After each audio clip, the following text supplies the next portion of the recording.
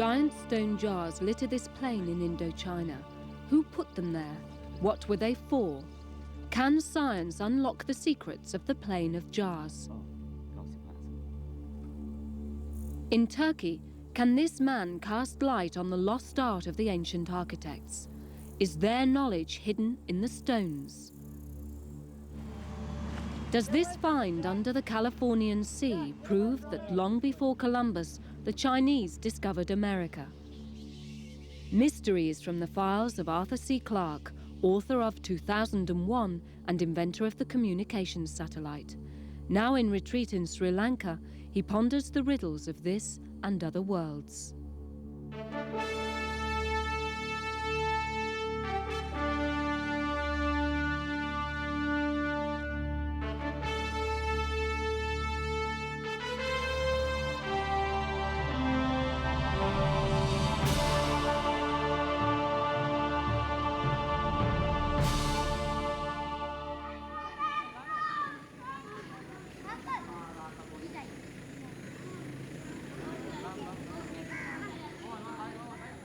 We're in Kotte, one of Sri Lanka's ancient ruined cities. It lies on the outskirts of modern Colombo. It's hard now to picture the bustling civilization that once flourished here. But that's the sort of reconstruction that archaeologists try to do. They spend their lives searching for keys to the past. And perhaps one of their greatest challenges is in Laos.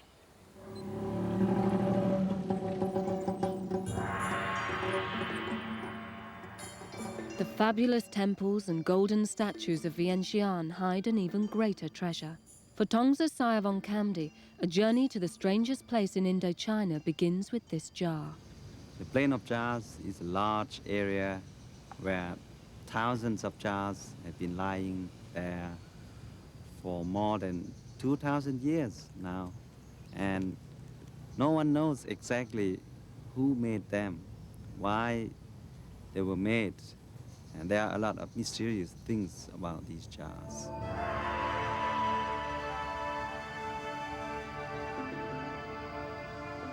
Tongsa is the top archaeologist of Laos, in charge of the first modern survey of the jars. They lie far away in the remote north. During the American intervention from 64 to 70, the plain of jars have been heavily air-bombed. The countryside is covered with craters. The town of Pongsavan is the nearest settlement to the plain. To the local people, the jars are just part of the landscape.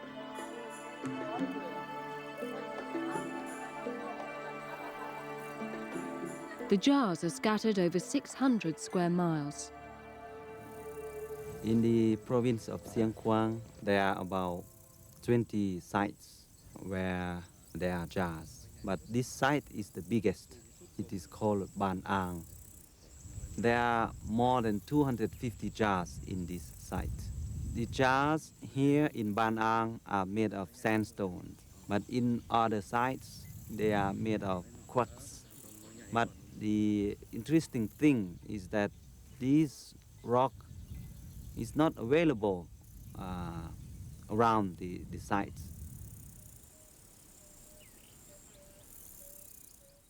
In the 1930s, a pioneering study was undertaken by French archaeologist Madeleine Kalani. An intrepid traveller, she made 3 expeditions to Laos. She counted, measured and mapped the jars, but never managed to uncover all of their secrets. She could find no trace of where the jar builders lived. The shape is also very interesting because it's not a regular shape. You can't roll a jar. It won't be easy to roll a jar. It's irregular. There is a large variety of shapes too. All of them are different.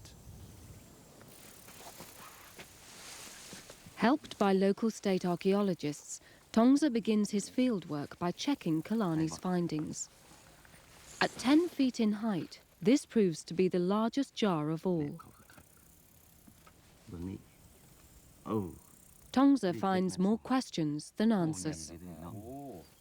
In this site, we have found one lid. But why only one lid when we have 250 jars? And the shape, the size, don't fit to any of the jar. So another theory said that it might be an offering table rather than a lid.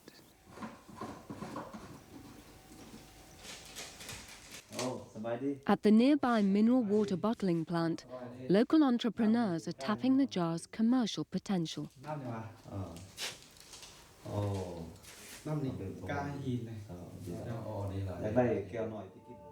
Legend says that the jars were vats for rice wine at a party held by a Chinese warlord to celebrate a victory in battle. Other stories say they were cocktail glasses for giants. But Tongza thinks that Madeleine Kalani had the best idea. My feeling is that this site is funeral site. It's a graveyard. There is a large cave with two man-made openings on its roof. And there is a theory which I support, suggesting that it used to be a crematorium and remains were kept in the jars. And we'll have to look for these remains. The Plain of Jars, it's unique of its kind. It's very valuable cultural site. It's a place full of mysteries and questions, and we are just trying to find the answers to them. What an extraordinary place. I wonder if the people of the future will be as puzzled by the bomb craters as we are by the jars. The only thing that would clear up this frustrating mystery would be some kind of a written document explaining why people created it. And that's very unlikely now. But sometimes archaeologists do find surprising answers, often against most formidable odds.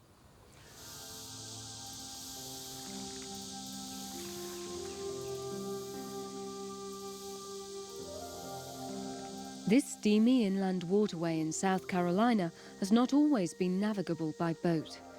Underwater archaeologist Mark Newell has studied the canal's history. Although heavily used in the 1800s, it silted up and almost vanished in later years. During works to clear it, Mark and his team made a remarkable find in the mud. There was a bed of sediment in the canal. We were excavating and sifting that through screens. And I was standing there watching the material coming out of the screen when this suddenly popped into the screen. On careful examination, you can very readily see that the chips that were taken from the stone were very carefully chipped off. This was no accidental manufacture. And when you see that kind of care taken in creating a stone shape, then you realize you have a tool, a stone tool of some kind. It fitted so neatly into the palm of his hand that Newell was convinced he was holding a hand axe once used by Neanderthal man. The first immediate question was, how could it be here? I checked with various experts and immediately established that it definitely wasn't a South Carolina tool, and from the general shape it was thought that it was very similar to European ancient tools. So we began to examine that possibility.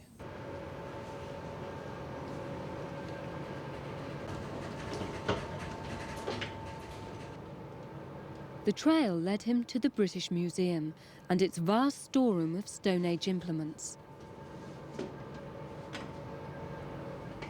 Oh, jolly good. What have we got here? Oh, yes. The boxes contain specimens of every type of prehistoric tool. Yeah, so those contrast nice. Thank you. Jill Cook has years of experience in identifying and dating them. Mark Newell turned up on the doorstep one afternoon in 1989, opened the box and said, "Have you ever seen anything like this before?" And I said, "Well, no, not from South Carolina, but certainly from Europe." Jill Cook recognised telltale markings that told her the axe was carved over 200,000 years ago. She suspected it came from France.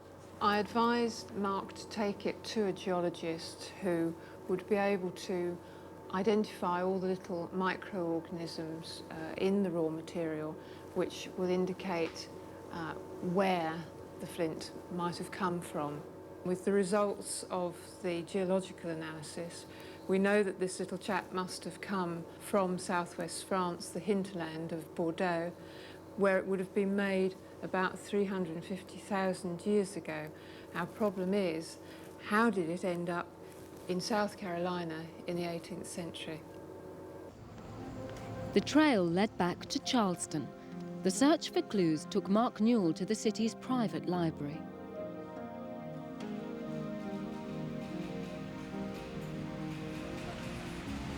I'd like to see copies of the South Carolina Gazette for 1824. 1824. Just a moment, please. I'll be at the table over there. Thank you. In existence since colonial days, the Library Society is the repository of local historical knowledge. Newell's hunch was that the answer lay in newspaper reports of a tragedy on the Santee Canal where the axe was found. The Gazette, 1824. We do ask that you be very careful. The pages are brittle, and so they tend to tear or flake easily. And if there's anything else you need, just ask. Thanks, Dan. One of the most interesting items we found was this report right here in the Gazette of Saturday, May 22nd, 1824. And it's an account of how a canal boat belonging to a Mr. Sailor of Charleston blew up in the Santee Canal when its cargo of vitriol and gunpowder mixed. And that began to give us an explanation or some clues as to how the stone might have ended up in the canal. The small vessels that plied the canal in those days carried rocks and stones as ballast. Often this came from ocean ports, dumped by ships from Europe after taking on new cargo. When the boat blew up, the explosion scattered the entire contents, cargo and ballast rock, throughout the canal. Plus, the canal boat would have been dragged through the canal to clear it after the accident, again depositing its contents along the length of the canal in which our excavations took place. For a 250,000-year-old Neanderthal chopper core to be transported from somewhere near the port of Bordeaux to Charleston, and from Charleston into the Santee Canal, and then to be discovered that many years later is pretty phenomenal.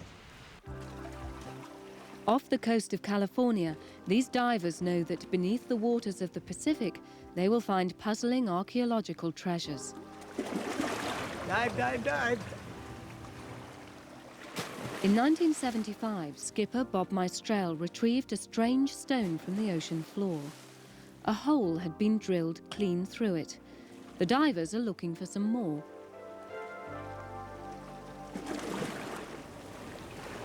Bob, I've located the stone. We need the line to tie it off with now. The stones had obviously been carved deliberately. Experts recognized an uncanny resemblance to anchors used by fishermen in old China. Well, I don't think they're local because who would ever make a stone anchor when we had steel? You know, steel anchors have been around for years and years and years. I mean, it's quite a project to drill that hole through that rock. You take it into a guy that cuts cement pilings and stuff and ask him to drill a hole in that rock. You're going to pay me a lot of money. Get out away from it, Wayne. Hang on to it. Hang on to it as tight as you can. Why don't you, Chris, can you come up here? Okay, we got it. Maestrel thinks American history should be rewritten. If we can confirm that these are from China or from a different part of the world and that they've been here a long, long time, then we can definitely say that Columbus didn't discover America, somebody else did. Each mark is 50 pounds. There you go. Okay, Bob. Not everybody agrees. The first stone that Bob recovered was examined by Professor Frank Frost. I took a small piece of the stone to the geology department at UC Santa Barbara, and a specialist there in sedimentary rock tested it and told me that it was Monterey Shale, which is the most common rock formation all along the coast here in Southern California. The first question was answered, and that is that whoever made them here out of local rock. Frost discovered that Palos Verdes, beside where the stones were found, had once been a fishing village for Chinese immigrants. We discovered that the Chinese living here in the 19th century had used stone anchors in their fishing industry.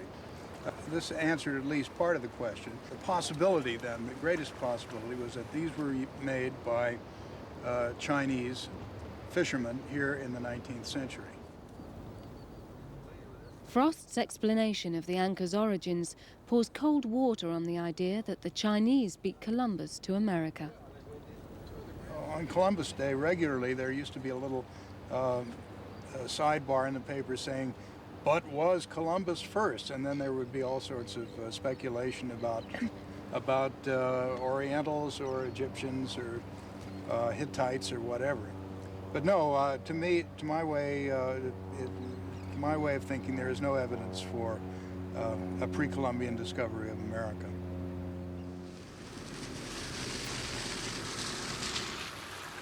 Another riddle lifted from the seabed has taken 60 years to solve.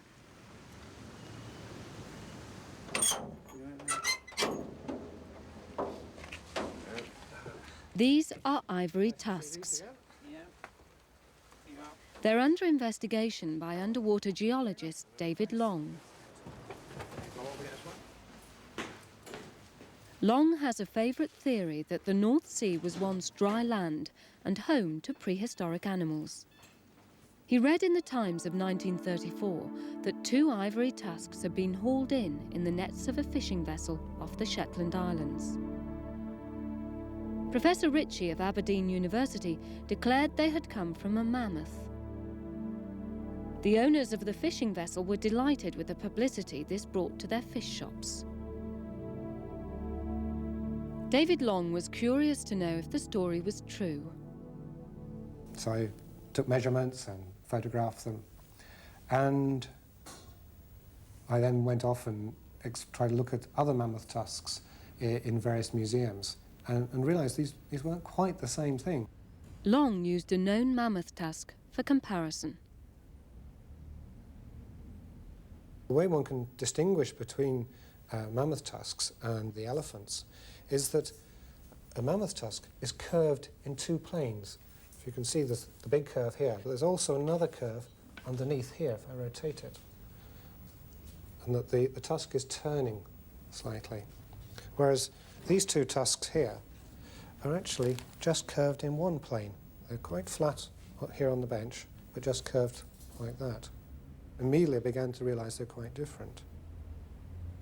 He got permission to take a small sample of the ivory for carbon-14 dating. He sent it to Oxford University. They analysed it and wrote back that we came with a date of about 290 years old, plus or minus about 100 years, and they cannot be mammoths. They must be from a modern elephants. Now, what were they doing east of Shetland? The shipping records of 1689 gave Long his answer. War in the English Channel caused ships to divert around northern Britain. Hidden in archives in Holland, he found the papers relating to a convoy of 4 Dutch traders. These had foundered and sunk in a storm. The 4th ship, which was the Wapen van Alkmaar, had actually set sail from what called Sri Lanka these days. And that was well known as the major ivory exporting from the Indian subcontinent, that most ivory came out of that area. And that ship is recorded as having been lost to the east of Shetland. My feeling is that that is probably the most likely vessel from which these elephant tusks have come from, that they are modern elephant tusks brought by a ship, not a mammoth which happened to be wandering around on the North Sea 50,000 years ago. The solutions to the mysteries of the Chinese anchors and the Scottish tusks are intriguing and ingenious, but they won't change our view of the past. For archaeologists, the greatest prize is a discovery which gives a real insight into the thinking of extinct civilizations. One rare example of this came after centuries of research into the great temples of the ancient Greeks. An enormous amount is known about them, but What happened to the architect's blueprints?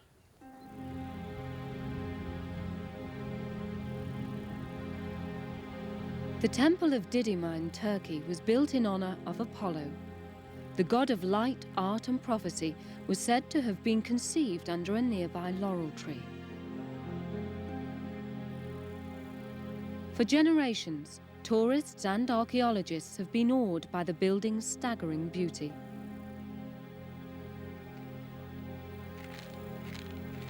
German researcher Lothar Hasselberger has been studying the building since he first came here in 1979. The architect, he was just genius, the amount of refinement that boils down here in fractions of inches.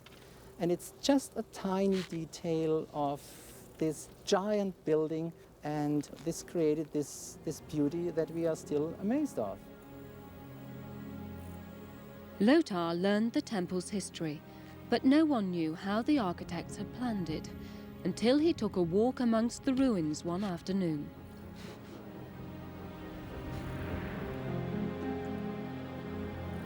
I was here one day just wandering around and looking at the wonderful and unparalleled construction, and all of a sudden I realized, my goodness, there are incised lines that all of a sudden melt together into quarter circle and semicircles and yet another sequence of quarter circles, exactly the way they are executed out in the temple. It showed up in such a brilliance and clarity that I had no doubts these are the one-to-one scale drawings of the construction plans for this very temple. To check his discovery, Lothar used mirrors to throw light onto the faint scratchings. He had found the blueprint for the columns. What we are looking at here, the outline, the bent outline of the shaft, that towards the bottom of the column ends in a profile, the quarter circle of which I'm following. And after a little step, it ends in a semicircular profile, where we can actually see even the center points for inserting the pair of dividers. Lothar drew out the plans. He found that the architects had altered their workings, but they were a perfect match for the finished pillars.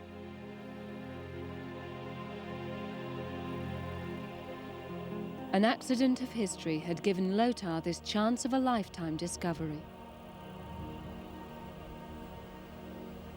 I was able to find these drawings because the temple was left unfinished at the end of antiquity.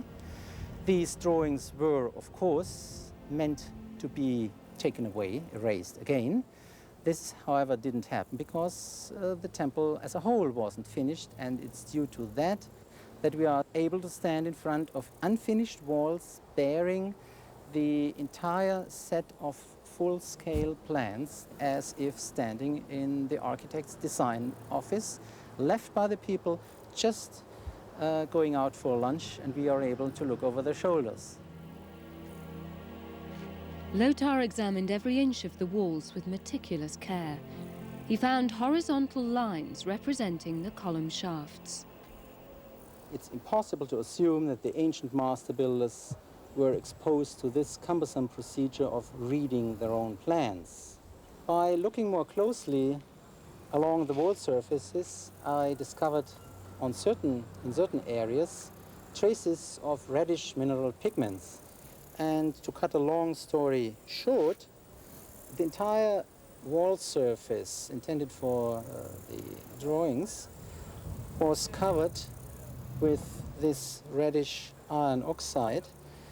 And I must say they stand up quite clearly against the reddish background.